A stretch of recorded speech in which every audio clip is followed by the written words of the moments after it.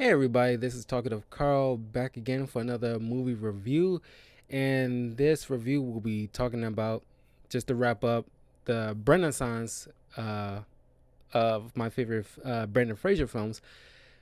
We're talking about the remake, 2000, the year 2000 remake, Bedazzled, starring Elizabeth Hurley and Brendan Fraser. Upon a bit of research here, just a side note, I just found out that this movie was released on October 20th of the year 2000. And as of today, it's October 16th, 2021. So it's nearly 20 years, almost to the date, 20 years since this movie was released. And of course, it had mixed reviews in like the box office. You know, it had like a budget of 40 million and received like a 90 million at the box office. Started off strong, but kind of waned, I guess, after the initial week. And some people thought it wasn't like Brandon Fraser and Elizabeth Hurley's finest hour. But I personally, it kind of dug this film. No, it's not the greatest film, but it's just like these two actors, had like this charm. They kind of like uh kind of like made up, because like almost if it was any other people, I don't know if it would have worked. But it's just something about like these performances is just like, really kind of like kept me engaged in the film. uh you can tell that even Elizabeth Hurley, you know dug the role, because she had like at least 19 different outfits throughout this film that she had to wear. One of which she personally owned, which she got to wear, was a schoolgirl outfit. Now, if you look up Elizabeth Hurley currently right now, she looked like she hasn't aged a day. She is, I think she lives in like, she's from the UK, but I think she lives in like uh, some kind of tropical place where she currently lives. I can't recall where. At least I'm pretty sure it was like last year when like I was skimming through some kind of article about like what certain actors or actresses that we haven't seen in the spotlight in a while are currently doing. And like I think she's like have some kind of bikini line or something like that she's doing for a while now. But like she's like fit as hell. I mean, it's like, my goodness, she's like still got it. But she plays the devil in this film, and Brandon Fraser plays Elliot Richards, and he's kind of like this very nebbish, nerdy, self-conscious type of like person who works in this company, like some kind of analyst or something like that, just like a computer, uh, just like he just works behind like at like a cubicle kind of scenario. And like a few of his coworkers, one of which played by Orlando Jones, kind of like is kind of like in high school, kind of thing, is where like they're like the popular ones, and they just tolerate him in a way, but he's like the nerd of the group that's kind of like a tag along, or at least follows him like a puppy dog in a way, because he's kind of like desperate for some kind of like, not desperate for attention, but he's looking for friends. And like, uh, and he has like a thing for another coworker named Allison Gardner, played by, what's her name? Frances O'Connor. And I'm pretty sure she's been in other stuff, but she was all right in this. She we didn't really. She's kind of like, you don't get much of her personality beyond like, oh, she's like you know the the not girl next door, but it's kind of like that we all been there, where it's like there's that kind of like one hot person that we know from like from work or school, that's kind of like, oh my god, it's like I just want to be with that kind of person, but you don't know her beyond that. She's she or he is just attractive, but you feel like you just Ellie just not don't have that kind of courage or like self confidence to go up there and just to ask her out. So she's kind of like that, you know, lofty dream, or just like that kind of like she is on this kind of like pedestal he put her on, that he's kind of like out of reach type of individual. And they go out to a bar, and like they end up ditching him, which kind of like sucks. Like, what a bunch of assholes. But uh, he's Allison happens to be there too. Uh, but he Elliot is kind of like, this is always set in like San Francisco, but Elliot is like just sitting by himself, wishing, making a wish, like he'll give anything just to be with that girl. Then here comes like the devil, and playing pool, and like you know shoots one of the balls near Elliot that kind of entice him to come her way. And there's certain shots I like to mention here that kind of like really stood out for me, because I remember this was uh, growing up, like during like the mid 2000s. This was always on FX a lot. You know, I don't think it's been shown that much, but I remember that they do like certain like behind the scenes, like during before like the commercials began. They do this little sliver, like a minute of behind the scenes, like you know, like some info dump about like what went on behind the scenes. As far as like, what things they added on, or things they had to do, and like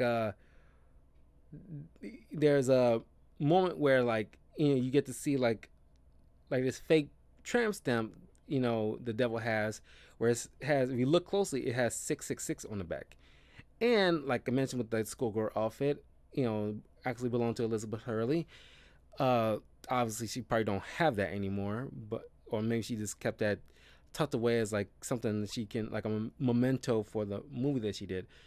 But um there's always like certain, like in her office, there's like a big oil painting of like Adam and Eve, getting like picking the apple kind of thing, and you see like a snake thing, and then there's like these little lamps, these tall lamps, whereas as the stands are just coiled snakes.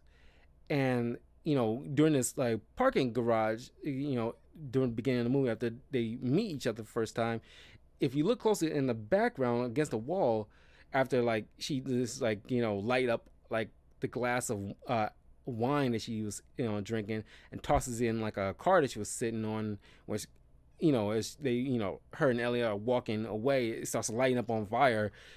uh there's like a big ad poster, and mentions about like you know the woman of your dreams, or something of your dreams kind of thing, as little touches. This was directed by Harold Ramis, the late Harold Ramis. And like for the most part, like he does good movies that I often enjoyed. uh and like the poster was a woman, and it happened to be like wearing like a almost like a snake skin type of dress. And it's like it's certain little shots like that. It's like, and then like, and there's like a scene in a classroom where it's like like like there's like a pile of apples on her desk. She's like playing the role of like these private school kids teacher. And like there's like a equation on the board that she's quickly erasing. And if you look closely, I had to look this up as like a little bit of trivia, because I watched this on Amazon Prime. That was a equation made by 1630, the year 1630, that people was so confused on and could not solve. And it was said that people often sold their souls just to be able to figure out that kind of equation. And it wasn't until like 1995 when the equation was actually solved when we had computers. And there was like a moment where the that the devil mentioned that she'd been doing this job for 6,000 years. And funny enough, because there was some kind of like, there's like a rumor that during like the, what was it, like 17th century, I think, like a pope or no an archbishop who, I don't know if it was like a theorized or just like a calculation. I think it was a calculation that uh that when like the world was created by God, it would have been on October 23rd, and by November 10th is when uh, Adam and Eve was kicked out of paradise. So it matches the 6,000 year time frame of then she would have been doing this job. So I'm not sure how much of that is true. That just like a fun thing to think about. That something like that would have been on their minds, at least the writers' minds of this film. So I'm not sure how 100% that true the Archbishop would have been, as far as like the timetable, because like Jesus Christ wasn't born in December, even though we celebrate December 25th being his birthday, but technically, because the Palestinian winters are too cold to allow anybody giving birth in like a in like a nativity type of like farm area, it would have been somewhere close to the summertime. Would have been like Jesus's proper birth, somewhere around there. But because the Christmas has to be, or the winter solstice has to be like Christianized, they just made it December 25th, and that's what we all agreed on since then. But just a little backdrop. But yeah, so it's like a fun to theorize, because like by the 23rd it will be fun to think about, like hey, this day will have been the day then God would have started creating the earth, and then November 10th will be like the kind of the actual, or at least actual date that Adam and Eve were kicked out of paradise. But I don't think it's something that people would want to. I don't even think people in heaven would want to celebrate that particular infamous day. Maybe the devil will probably look on it fondly, but whatever.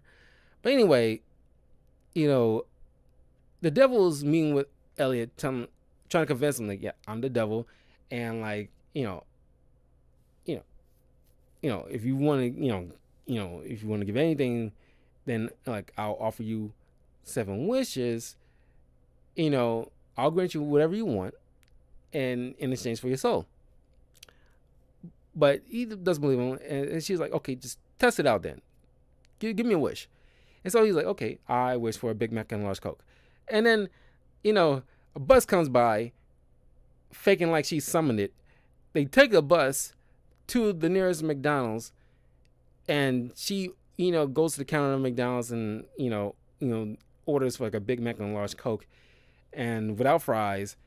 And he's looking all like, this doesn't prove anything. It's like, I could have done this myself. I didn't even get any fries. And it's like, fine. Like, I'm not going to, I was convinced you. Then, well, I'll give you a ride back to your car. Which at no point you see him drive any car. He rides a bike, but whatever. It's one of those things, like when I rewatched this after, I think it was like a long time since I rewatched this, but the last time I watched this, I noticed that like I never seen him drive a car, and he only rode a bike. And that's the only time we see him ride anything. But she, drives this black Lamborghini, and it's like, yeah, this Lamborghini this whole doggone time, or at least can summon it anytime. But you took a bus to a McDonald's, and then they, like a funny moment, she drives through this neighborhood where it's like, like a hospital zone, and it's like, has the signs of this quiet police hospital zone, and like she's just honking her horn the whole doggone time through this neighborhood, and it's like, it's something like a just like a dick thing to do, like the just to fuck with people. That's something the devil would definitely do. Just like tossing like this casually tossing, lighting up the Chardonnay or whatever, like the wine glass full of alcohol, lighting it on fire and tossing it in like a random car and just nonchalantly walk away as it lights on fire, just causing havoc. Just just more so like just random mischief, like something like Loki would do. Uh, like there's one moment when she like in like a nurse's outfit, like substituting medical medicine for candy and calling it placebos, and giving sick people Tic Tacs and calling it public service, or like fooling around with like parking meters just to cause them to expire and giving people tickets, and then messing with the circuit board for the like the street lights, causing them to go everything go green, and everybody just like cars just crashing into each other, just wreaking havoc with glee. And I thought that was so fun just to see that, just the random acts of chaos is just like, it's just fun. I got a kick out of watching that every time I see it. But yeah, they go to this nightclub in Oakland, and like it's kind of like a look like a premiere or something, like just like a big stylish club, and like all these people like taking pictures of them, and everybody's calling out Elliot's name, and like you see like all these people, like you can tell it's like a 2000s film, because like the outfits people wear is like very like late 90s early 2000s type of style that people had on. Not outlandish, but it's very distinct, to say the least. uh but uh but like women serving him like uh cookies, and it's like, this is exactly what my mom used to bake. And he tries one, and he's like, this is all exactly what my mom used to bake. It's like, how did you? And it's like, Elliot, and like everybody's just like, obviously these are like just manipulated people. And like what you see happening to him later on in the film is like kind of sad. Probably the saddest moment in the entire film. But they go to the office, and then like she finally confesses, like, yeah, I'm the devil. Uh, and like uh the after some push from the devil, he finally signs the contract, and he makes a wish to become rich and powerful. And she turns him into a Colombian drug lord, who speaks like he's speaking like Spanish and everything like that. He has Allison, being married to Allison, and everything like that. So he's living his life. He's like then realize, because always like a twist to these little wishes, a little monkey's paw kind of situation, where his wife, who is like studying English, and the teacher is is very telenovela. It's like this absurdly handsome Mexican man who's like obviously wooing her, and she's just playing grab ass with him the whole time, and like turns out to be like a backstabber trying to take over his operation, and because like he's like a cocaine drug dealer, and he's like freaking out, and like a gunfight ensues, and like he's meeting with these Russians, and they take off in their private helicopter. He climbs on to avoid getting shot, and then he has his little pager where you can like you can get out the wish and meet up with the devil again. You press 666 and send, and he meets up with the devil again, and she tells him like, yeah, a lot of people goes with rich and powerful right out the gate and never works out. Could have warned him from the beginning, like, hey, like, yeah, you probably wouldn't want that. But no, she just like, every wish she does is always F's up in a way, and she just like finds a way to F with him, and it's always hilarious. And then they she tells him like, you know, women by and large don't really care about the whole rich and powerful thing. They can give a two shits about that, for the most part. But what you really want to know is what she individually wants in a man. So they end up sneaking in uh, her apartment, and she ended up reading her diary, saying like, "Oh, she wants a sensitive man." So he wished to be uh, a sensitive man. Then you see this very cliche romantic type of comedy, like something you will see from like a goofy romantic comedy where he's like got this like ginger hair, because like during the Colombian drug, like he's got like a very long luscious hair and like this like pencil thin mustache and like a slight tan, just to look very Colombian.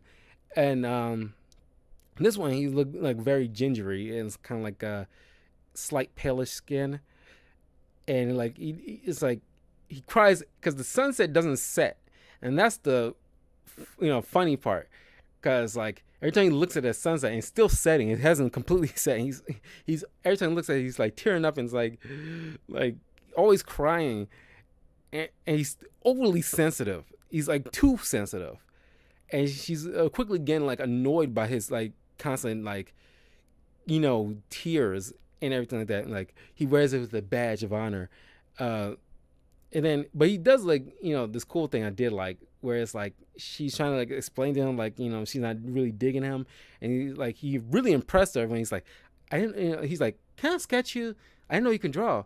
And he like just quickly just does a sketch, and he turns around and it's like a very cool rendition of her face in that exact moment, and she just like blushes and just in awe. And that did kind of like, I thought that was a cool moment. And I was like, that's freaking cool. Like just to see, like I'm always impressed with like certain art, and because I took a bit of art history in college, and like so like I did have an appreciation of it. Uh, uh, but you see like the devil comes in with like these little these dogs, and it's like interrupting them, and then these little because three of Elliot's co-workers always fulfilled certain roles in these wishes. There were his like Colombian partners in his rich and powerful wish.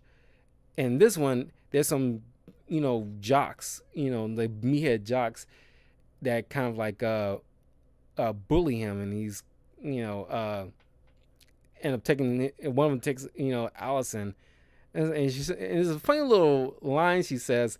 It's like, I just want a guy who just want to, say what I want to hear just to get into my pants. I'm like, Allison, I'll get into your pants. And he's still crying. And he's like, and he takes this picture and does a little pinky thing, and it's like, it was so, it's so funny. It's just the ridiculousness of it. And Brendan Fraser, I never lost my appreciation of Brendan Fraser, and like people are like getting to know him because of Doom Patrol and things moving on since then. But like the movies and this shows his acting chops. Like he always had that stuff, and it's like, it's not just in Doom Patrol. It's like, he was like a big deal. Yes, he had like a few misses, like Monkey Bone and like maybe like a few other things, but like Blast from the Past and Encino Man, the Mummy movies, first two technically, this movie, Doom Patrol, it really shows his acting chops. And this one in particular, that's why I really wanted to review this for you guys, because he plays at least 6 different roles in each of these wishes, and like you get to see like different performances from him, and it's so doggone cool. Like this overly sensitive guy, and then like the Colombian drug lord, and like I'm pretty sure he actually like, obviously he spoke Spanish. I don't think it was dubbed. I think he actually spoke Spanish and Russian a bit in this, and very fluently. And so his next wish, after seeing how Allison just went for those jocks, he wished that he was uh uh you know like a professional basketball player, because he rich for like rich, does something he love, athletic, tall. So she, it's like a little slight funny moment where like the devil's like, I got it, Dennis Rodman. And you see all this little very flamboyant, outfit she puts him in. And I was like, I'm just kidding, Michael Jordan. And it's like, yeah, but it's like, well, you could have made him bald, what, with a Hitler mustache or something. It's like, no. But like that's obviously of a satisfactory because who doesn't love Michael Jordan? He's one of ours. He's a Chicago guy. Well, not a Chicago guy. He's from North Carolina, but by and large, he's Chicago. Yeah. So just another thing, like he's playing, basketball.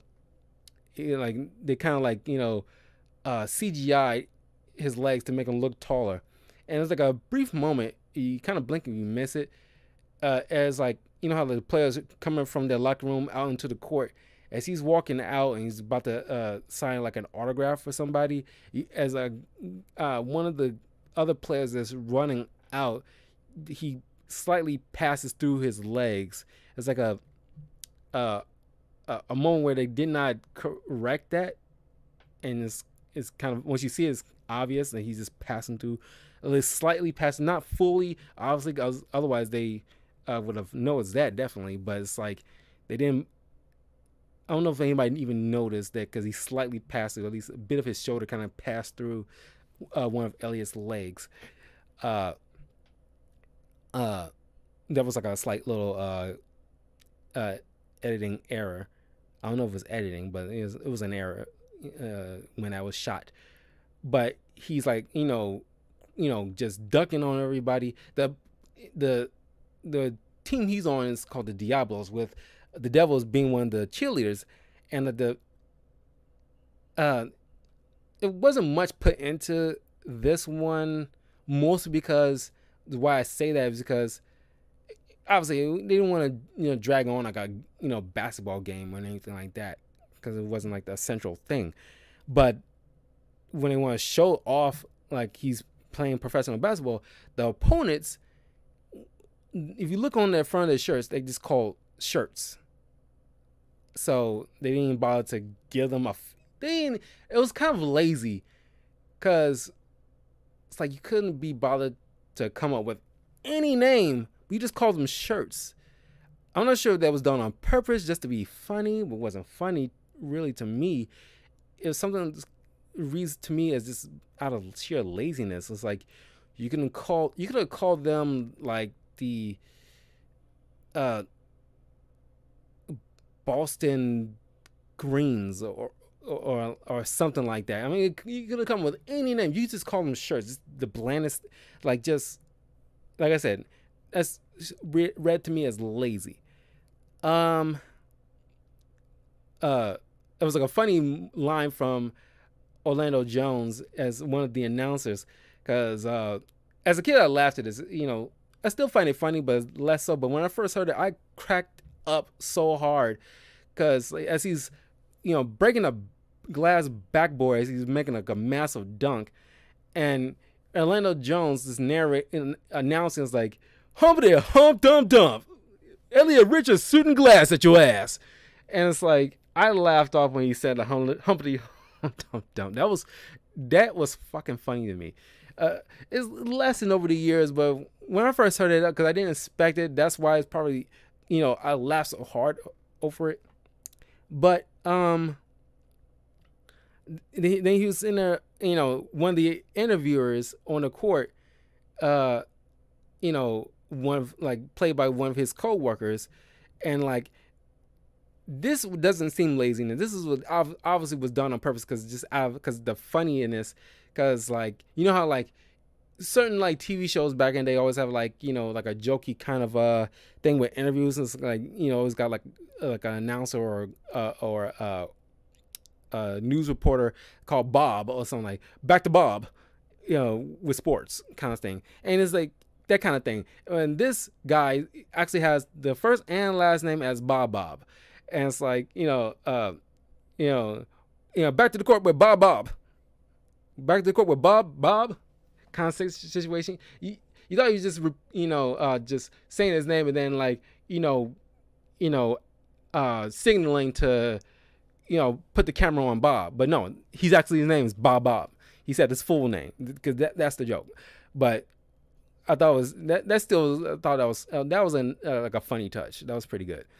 But then you see like he's talking with Elliot, and when he's like asking him questions, it's very like using big words. And when I was younger, like I understood half of what he's saying myself, or at least got the gist of it. But now that I'm older, I can understand fully what he's asking him. But Elliot he's just like a jock, and so he's like not fully under grasping what he's been asked. And so he's giving these kind of like very remedial, like cliche type of responses. Oh, well, it's no I in our team, and this was team effort. And it's like, and then he's constantly like pouring sweat, and it's like just like another behind the scenes look that they mentioned, because they they kind of ran like a small tube, this very small tube from behind him, like from like up, like I don't know if it was just, I'm pretty sure it was just directly up his shirt, and like because he had this kind of like this bleach blonde kind of short fro, and it's like kind of like the tube kind of went up there, and it's like it's just behind his back of his head, and it's like the way is supposed to do is like pouring like water to emphasize sweat, and it's like they kind of just like little by little, it's like a little more, and it's like he's like just pouring more sweat, and he's trying to dab, and it's like he's almost sounding like he's spitting sweat at a certain point, and it was just funny. It's a little touches like that. It's like just showing like he's just like just oozing sweat because he's like so big, I guess. But it's just funny.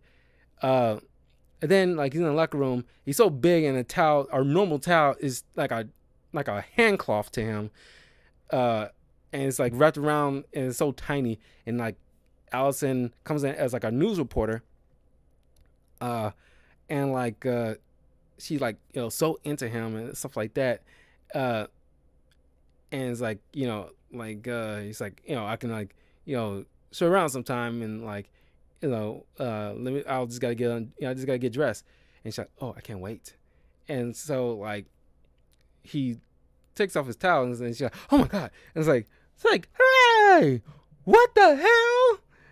It's like, oh, damn the devil. Yeah, it's like that I did not expect that, and like I don't think when I was watching this as a kid with my cousins, I honestly did not expect that, and that made it so much more funnier that she gave him a tiny penis. You don't see it, but it's just like it was obvious, and it's like I guess I forgot I gotta go and write this teeny blurb. What's teeny?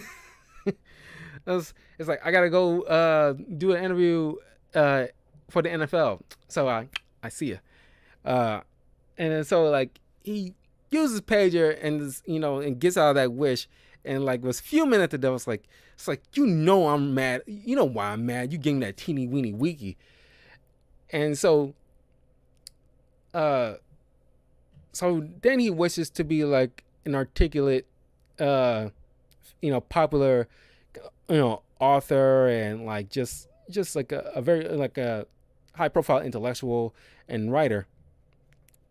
So he's like he's straight like dressed to the nines, handsome, like dude's like because you look at him now, I mean he's still like a good looking dude, but like you look at him in this scene, I'm pretty sure a lot of women back then probably looked at that saying it's like pennies were soaked, because he was definitely strikingly handsome in this, and like the outfit he had was on point, and like so he's walking into this little ball, or just like a kind of like a cocktail kind of party kind of situation. And it's like, he meets the hostess, and it's like, you know, like I'm opening my ears for my new book. A new one? Oh, you've written 4 books in like 3 years. It's like, he's talking about the like what's the book about, and it's like, like, yeah, I can imagine who reads this stuff. Like, and then Orlando Jones, I like this. And this particular thing, this is my favorite little role he's doing, because he's very like very uptight, pompous, pompous little high society kind of character. And it's like he's got his glasses up to like a monocle, like, and he's got this big fro. It's like, with the critics are obviously, and it hasn't been published yet. Well, what they say, Dr. McGee, blah blah. It's like when he said that, I like got him. Like, I was busting up. That was so freaking funny. It was like, it's just unforeseen jokes that you don't see coming, and when it gets you, they get you, because that is when you see this for the first time. I know, like I'm saying, I'm spoiling this, so it's like, it's pretty much up to you guys who want to check this out.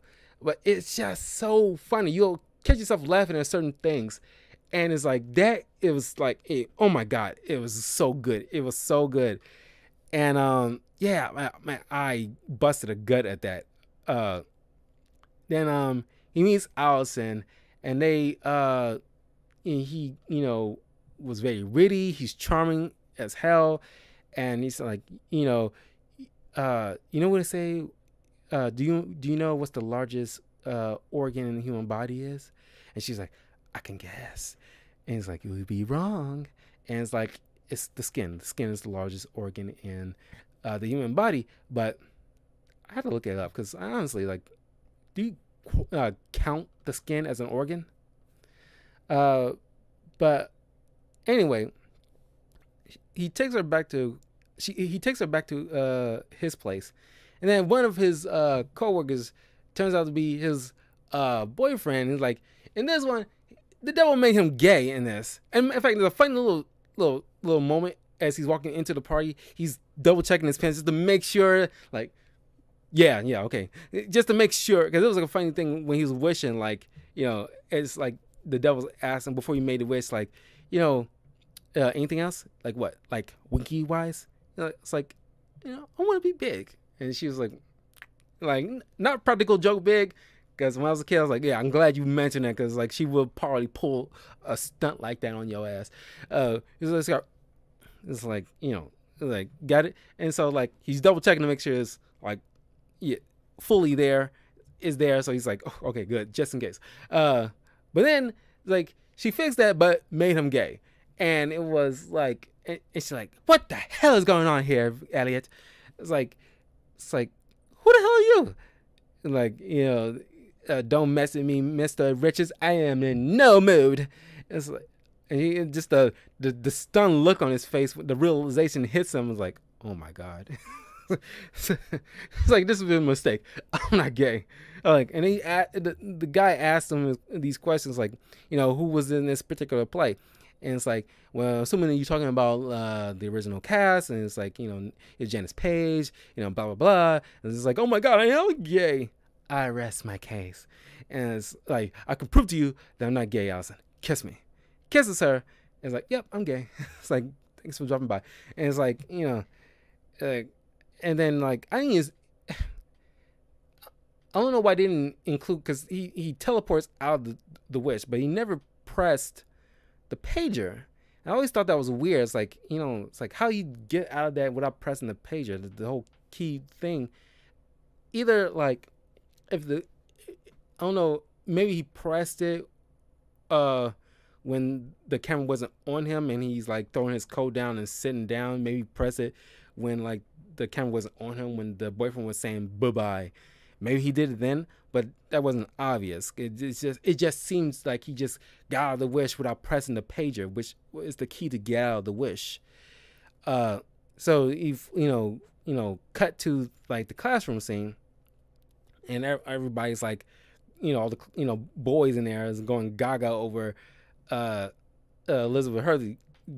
Obviously I would too, because she is stunning.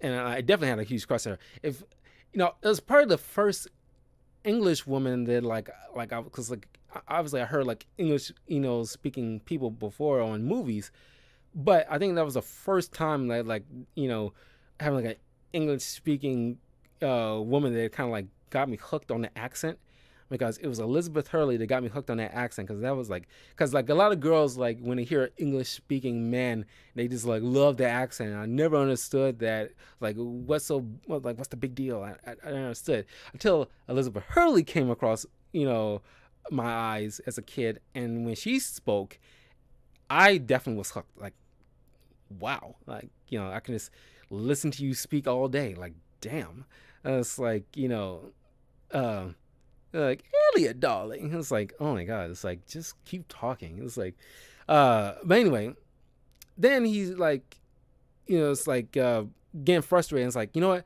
I could be using my wishes to do good. I was only thinking about myself. I could be using my wishes to do good in the world. And it's like he wished to be president of the United States. And then she's like, okay, and then she, grants his wish, and she made him Abraham Lincoln. And not only that, she put him in a spot, as he's entering the play, the infamous play where he gets assassinated. And it's like he's like, he come to the realization, like, Allison being his like Mary Todd type of person, but she's not Mary Todd. It's just Allison Garner, which could sound like a name you hear during that period of time. But she's like, oh, it's like my American cousin, which she was a grammatical error that was pointed out that I did not even think about before. That she said that when Elliot's like, I'm pretty sure I saw this before, like, oh, that's impossible. So, this is like,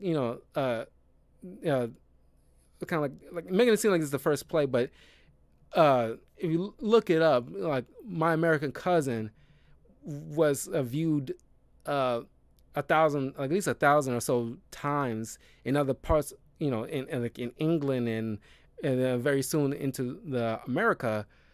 By the time Lincoln saw it, it was like 1,000, at least like around 1,000 times it being viewed by people. And and when you realize I'm about to see a play, it's like he quickly knows like what play he's about to see. And it's like he's like searching for the pager, because it's like, and then you see John Wilkes Booth coming in, and it's like he's like wait, and he presses the thing like, okay, go ahead. And then you hear the gunshot as he teleports out of there. So he didn't even make him current president. He made him the not ancient, but like just a very, very former president. So he's back at work, and like the devil pops up on his computer monitor. It's not even on. Only he can see her face, and he's telling her like, look, I'm at work right now. I only got 2 wishes left. I don't want to screw him up. And she corrects him like, actually, you have 1 wish left. And he's like, it's like, and she's telling like, count them, baby. It's like, okay, I was president. I was a basketball player. I was an author. I was a Colombian drug lord. Sensitive.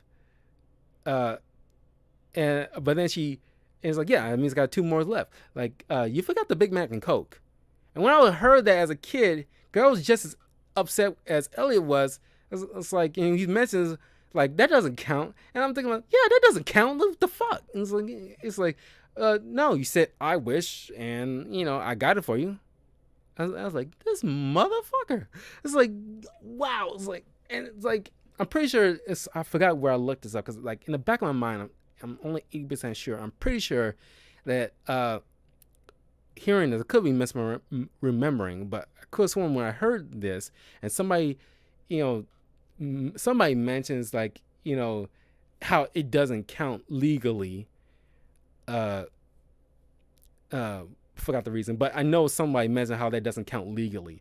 But when I was little, back in the year 2000, when I watched this, on DVD, I was just as like upset. Like that is so effed up. Like you counted that.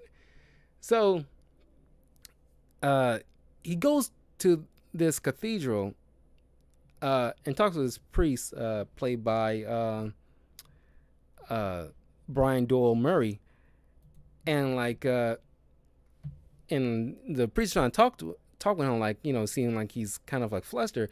It's like, what's wrong, my son? It's like, I need to talk to God like right now. And it's like, well, whatever you can say to me.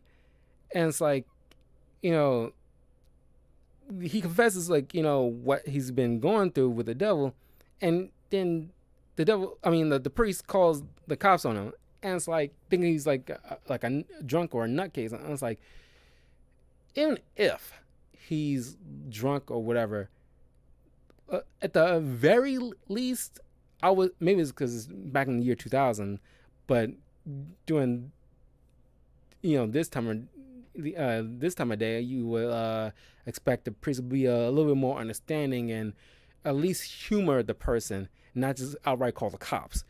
But he called the cops, and like, as the chief books him, one of the other cops who sent him to the cell was the devil dressed in a cop uniform, and like tells him like, actually really do like you, Elliot.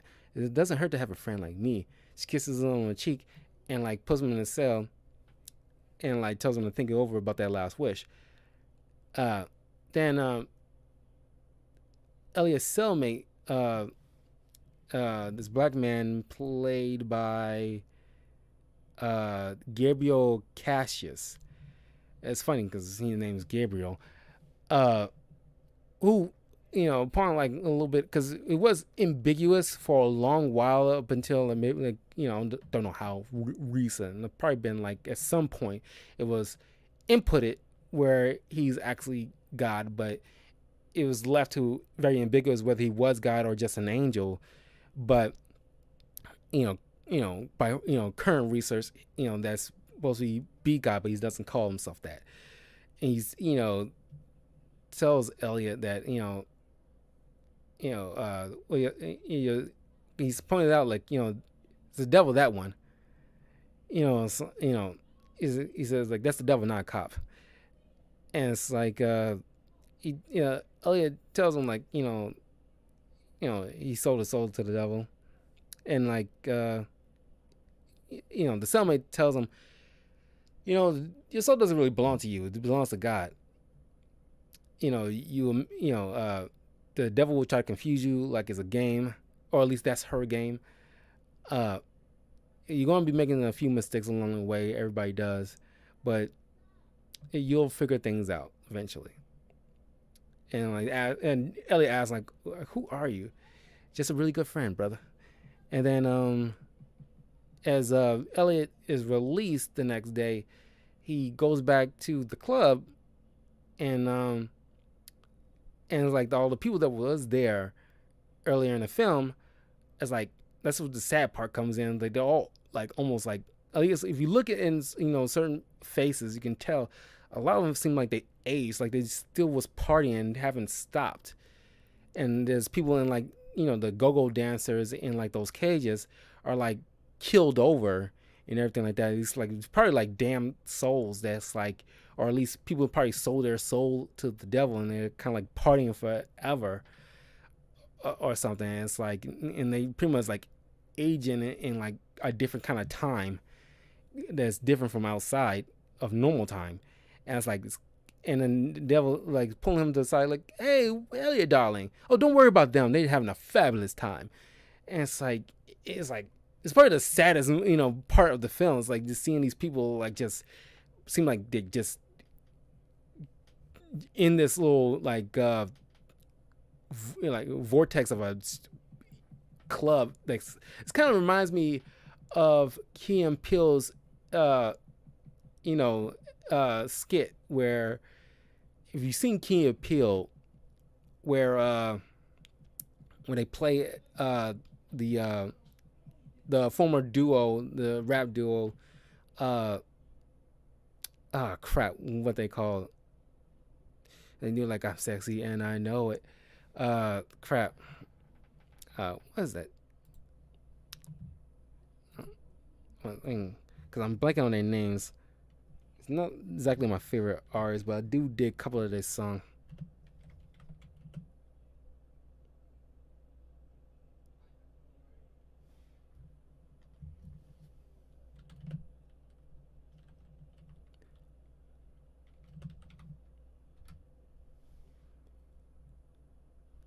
LMFAO, that was it. No wonder I couldn't remember it. Uh, in that skit, it seems like they're like they look like them, but it's kind of like it's just like a fun little outfit they wore. But they go into this club and they partying, and it's like the parties keep going and they can't like leave, and it's like they partying, seem like they're partying forever. That's what it reminds me of, and it's these party goers that just can't get out and they're just partying forever, and like they keep dancing, and they're old at this point and they're still dancing. It's like kind of depressing and sad. But then like Elliot in her office telling like you know all my life I wish that somebody like I can be like rich, powerful, successful, whatever, and it'd be nice if somebody can wave a magic wand and make that happen, but it doesn't work that way. I learned it doesn't work that way, and it's like it's all about the journey, not the destination kind of situation. And then the devil, does this whole big CGI like portals him to hell, and like becomes gigantic and like holding this pitchfork where he's hanging on to dear life. Like you make your last wish, or you're burning hell, and like Elliot just like fine. I wish Allison have a happy life, and just rolls her eyes, and then like flashes Elliot towards his courthouse, and like you know, and Elliot asks like, "What happened to all the fire and everything?" Like, oh, that's just like something I use like kind of like a Universal Studios kind of version of hell. It's just just more like a scare tactic than anything else apparently. And she mentions like what you just did kind of voided the contract, because apparently nobody reads the contracts. Article blah blah blah section 8 blah blah whatever states that one benevolent wish kind of voids the contract.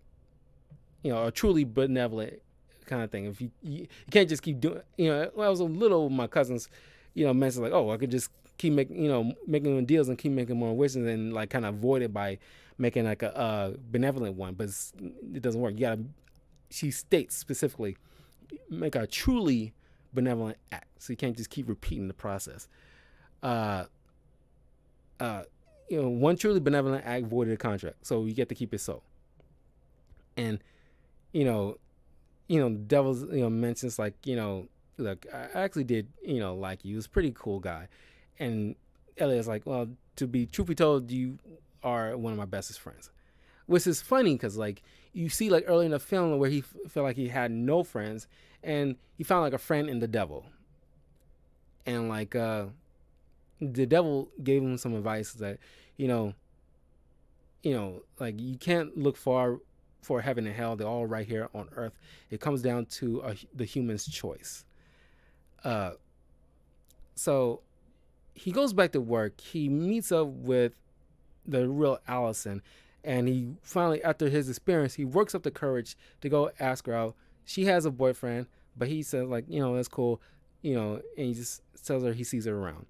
He goes back home, and like, cause he's a little more confident now, like he's not too nebbish anymore. When he goes home and he meets up with this woman who like a splitting image of Allison, but just more his speed, because they really have the same interests and like the kind of qualities that would fit like a proper companion for Elliot, as he's moving into like next door in the same apartment as him, and they started striking a romantic relationship. And like he asks like because she's not Allison, is Nicole Della Russo, and he asked her like, Nicole, like do you have any sisters? Like, no, I got little brothers though. And like I think this is like my favorite little kind of outfit. This whole girl next door kind of vibe. She, you know, uh, Frances O'Connor is doing in this. I think I like more so than a little bit more than almost any other version that she's been doing. Aside from that Lois Lane thing she had going on, I like that too. But I think this is probably my favorite kind of little thing she's in this particular role in this scene. I think this is my favorite. And then the movie ends as like the devil and God watching Elliot and Nicole walking down this pathway, on a date. And like and they're playing chess, and of course as God turns his head, and of course the devil will try to cheat. Uh uh and the movie ends. And you know, was it the best film? Not really, but it had mixed reviews. It's like a good average film. It's like a nice little popcorn film, like a feel good kind of film. It's based off of 1967, I think 67, late 60s version of Bedazzled, kind of like a playoff of another movie, Faust, which has been adapted in various different ways from different films. So this is kind of like a reboot in a way, a 2000 reboot of the 60 version of it. And a lot of people, at least a lot of critics, said that the original Bedazzled, uh, written by Peter Cook and Dudley Moore back in 1967, was better. And I've seen that, so I can't really judge it. This is my Bedazzled, and because maybe I didn't have kind of reference to that, because I didn't know that was I thought it was like an original film. I didn't even know Harold Ramis even directed it back in the day. I didn't even know Harold Ramis wasn't even a director. I didn't even knew Harold Ramis' name until like mid to late 2000s, when I realized Harold Ramis was one of the Ghostbusters. So yeah, like for all I knew, this was the only one-off movie, and I digged it. It was fun. It was funny. I love Brendan Fraser because he was like hot off the heels of The Mummy, so it's kind of like he was like a hot ticket at that time. So I was all in on Brendan Fraser stuff. But yeah, I think like my least favorite Brendan Fraser films have gotta be Blast from the Past and The Mummy, Tomb of the Dragon Emperor. That was probably my least. Well, I didn't like them in general as far as Brendan Fraser films, but for the most part, I do dig a lot of Brendan Fraser stuff. So yeah, that's my review for Bedazzled. It's still fun to me. It's nice to revisit it after all these years, because it has been like a mighty long time, probably since the mid 2000s since I last seen this film. So a good 10 or so years. So it's nice to revisit it after all this time, and it's coming up on its 21st year in the next few days. So it's kind of like a nice little coincidental review. So yeah, so technically happy anniversary, I guess. So yeah, let me know if you've seen this film before. Let me know what you think of Bedazzled, and if you haven't, I do highly recommend at least give it a watch, see how you feeling about it. If you have seen it, what you like, what you dislike about it. And yeah, don't forget to leave a like, comment, subscribe, all that good stuff to Talkative Carl on YouTube, Twitch, and Twitter. Follow me on my Patreon, patreon.com/talkativecarl. And I have did a video about the DC Fandom, what my thoughts about that event that went on today. And I posted a video on the YouTube channel, so you can check that out, my thoughts on the overall event and what I'm looking forward to. And yeah, I'll see you guys next week for more Halloween themed movies for the month of October. Not sure which one I might do next, so I'll just probably leave it as a surprise. So yeah, take care, and I'll see you guys soon.